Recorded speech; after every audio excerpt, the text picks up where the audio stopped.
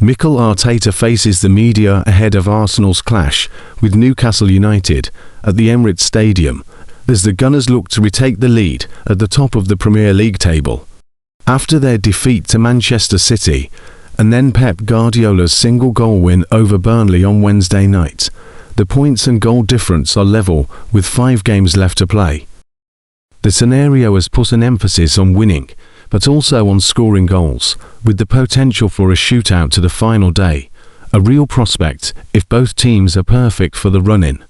Arteta, however, has consistently spoken about how difficult it is to win any game in the English top flight. He hopes to have some good news when it comes to his team, too. There are expected to be updates on Bukayosaka, Jurriën Timber, and Riccardo Calafiori, in addition to any further issues suffered from the defeat at the Etihad Stadium on Sunday. Anyone expecting now relegated Burnley to have taken anything from their clash with Manchester City on Wednesday night was likely kidding themselves.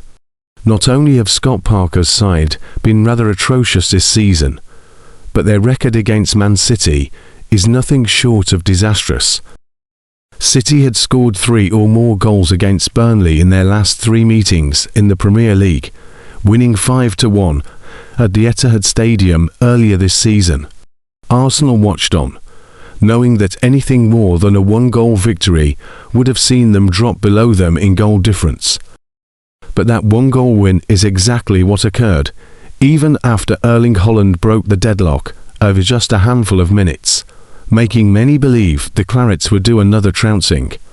But the defence, which included former City man Kyle Walker, held firm, and despite being relegated, Parker's team did the Gunners something of a favour. But that 1-goal win is exactly what occurred, even after Erling Haaland broke the deadlock over just a handful of minutes, making many believe the Clarets would do another trouncing. But the defence, which included former City man Kyle Walker, held firm, and despite being relegated, Parker's team did the Gunners something of a favour. Arsenal's potential UEFA Champions League final opponents, Paris Saint-Germain, were beaten this weekend in a big clash at the top of the League One table. Lions secured a 2-1 win over the Parisian side, who now have just a 4-point lead over OC Lens.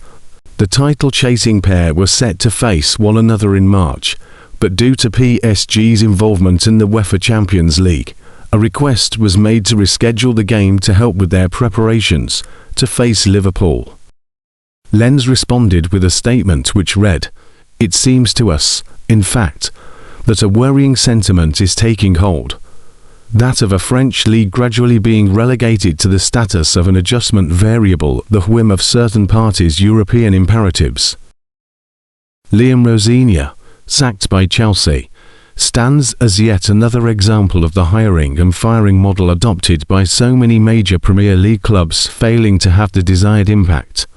Tottenham Hotspur are on their 4th head coach in the space of a year, as they themselves head toward a potential historic relegation to the Championship.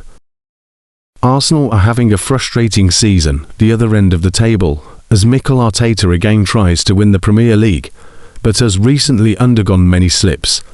The title is finally poised for the final 5 games, with both the Gunners and Manchester City tied on points and goal difference. But Arsenal continue to fight, to challenge, and to be the only English team remaining in the Champions League's last 4. Yet should they finish empty-handed, many within the fan base will likely call for the manager's tenure to come to an end. Some will argue this is unfair, and that the Spaniards' establishment of Arsenal back at this level has been done with plenty of mitigating factors existing. However, equally, there are many arguments of some consistent mistakes being made along the way. Manchester City have come storming up the table to overtake Arsenal as things stand on goals scored. While they're level on points and goal difference, the Gunners' defeats against Bournemouth and Pep Guardiola's side have evened the playing field with 5 games remaining. The title collapse, as it is being labelled, until the Gunners respond to halt their slide, has come about as a result of several factors. A drop in form, which Mikel Arteta has regularly pointed to, is the absence of key players as a result. Speaking after the defeat to Bournemouth, he was asked about whether the drop in form had been down to nerves and tension. However, his answer took the conversation in a different direction. "We need everything," he said. "We need, first of all, we need everybody fit and available.